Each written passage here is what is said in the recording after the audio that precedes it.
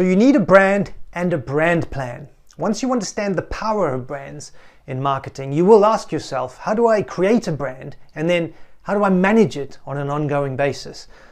I will answer these questions.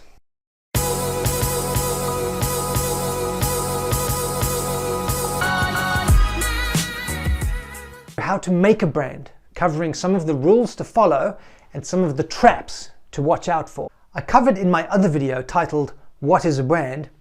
What a brand is and what it does. So let's dive in, a quick recap of that, and also discuss how brands drive business performance. The short definition: the brand defines the product and company.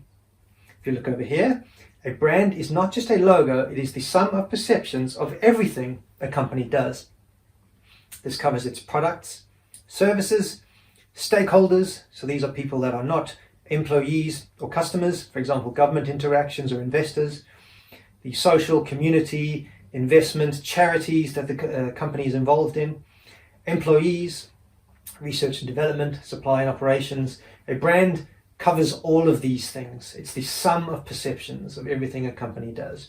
I'm now going to talk about how to make a brand, including some of the rules to follow and some of the traps to watch out for. So, how to make a brand, let's go through some of the development rules that you should cover or be aware of as you make your brand. The first thing is to have a clear vision about what you want your brand to be, and also follow it up with firm commitment. You see too many companies making a brand and then changing their minds or changing the brand, or the absolute worst thing in the marketing world is you have a new marketing manager or a new brand manager who decides, I must make my mark here, and the best way to do that is kill the old branding, change the colors, change the logo, and this happens every 5 years in that company, and consumers are confused. You look at the best brands, they have consistency of the brand, slight tweaking over time, but it's firm commitment over time to the brand and the investment into the brand. So let's talk about some of the rules to follow in making a brand. The first one is obviously know your target customers. You can err on the side of being too focused on a customer.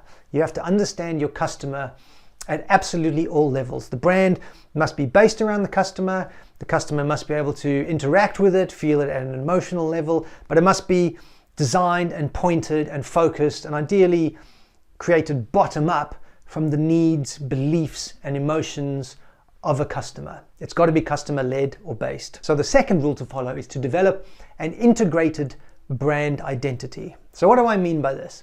Well, keeping it simple, it simply means don't have your brand saying one thing over here and saying something else over here, or saying one thing over here and doing something else over here. So you say X and people see or hear Y in the marketplace. It doesn't match up. It's going to be an utter disaster for your brand.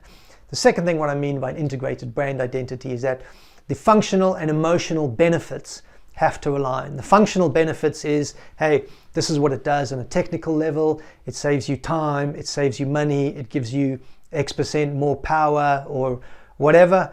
And the emotional benefits, how does it make them actually feel? Clothing, for example.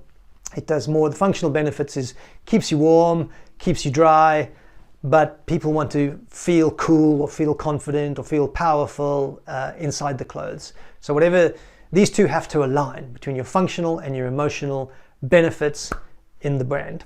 The second rule to follow is that there has to be real delivery in product and service design. So what I mean by this is, you can't say your brand does this, we give 10% extra this, or we go an extra 2 miles, or whatever the actual functional benefit is, and that's not delivered in the marketplace. That's going to be another disaster. And the third rule to follow is that the brand should be the foundation for the company mission. If you look at my videos where I talk to some of the case studies like Apple, IKEA, PepsiCo, Nike, the brand values and essence of what the brand is and what it does for people is actually also the company's mission. If you have your company's mission is X and the brand is Y, and these two are cross purposes, again, it's going to fall apart. And the third rule to follow is that you have consistent and controlled presentation of your brand. And a lot of people would call this a one brand strategy. So make sure in all your marketing materials, the brand is consistent. In all your employee and internal messaging and communications, the brand is consistent. And in all investor, stakeholder, government relations and interactions, the brand is also consistent. Don't be thinking that, oh, hey, this is just a promotion and an advertising campaign I put into the marketplace targeting my customers, and then your employees and people you need to deal with in government to get licenses or whatever, they see something completely different. And they either don't know what the brand is or they see something not related.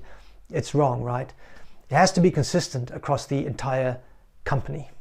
If you like the content in this video and you want to learn more marketing tools and techniques to grow your business, I've got a free video for you. Just head over to stepstogrowth.com and you can check out that video.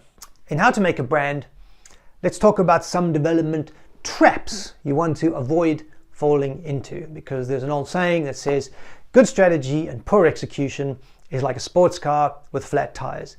It looks great on the specifications, but it fails on the road. So you don't want to do that. So the first trap is loss of focus on the target customer or consumer.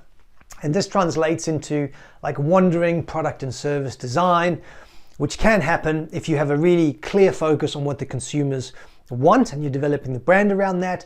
But everybody in the company wants their 2 cents, and the senior people or the board or whoever wants input and wants to put their stamp on the brand. What does the brand look like? And hey, I don't like that color, make it yellow. Well, consumers don't like yellow, it doesn't matter. So you'll end up with wandering design, or you launch the product and then people come afterwards and say, oh, let's tweak it, let's change it. I covered this before, but consistency of what a brand is. Once you've defined your brand, just execute it consistently and invest in it consistently. That's the key. If you start wandering, it's gonna start fail. People will get confused, they don't know what it means, and a confused mind often says no, which means people will stop buying. And it's the same in your communication. Even if you keep the brand consistent, but it's confusing around the messaging and you keep changing the messaging to say, oh, hey, suddenly it's about this or it's about this, or hey, this is the current hot topic. Let's put that communication in there. It's going to confuse people. Okay, if it's genuinely you want to move the brand over time, that has to be planned and done over time. You can't just suddenly switch messages overnight. Again, you will confuse your customers and they might move away from you. Another trap is loss of control on communications. So if you have local campaign or partner development, so this often happens if you're in more than one country and you send your marketing materials and your brand to another country, they tweak it to say, well, hey, it's slightly different here. We do things differently here. Let's tweak it for us, whether that's changing the actual brand or the messaging, and that goes into that market. But it happens within countries too. If you also use channel partners, for example, distributors, or it goes into like chain stores or like hypermarkets or big supermarkets, and they tweak it or change it as well. Sometimes your channel partners can also change your brand or communications, and that's a bit of a disaster. It needs consistency all the way through the pipe from you to the end user, which is the end consumer or the customer. And similarly, don't lose control on your internal versus external messaging. This is often why companies have kind of gatekeeping organizations or the brand police. They get a bit maligned in many organizations, but they do an important role.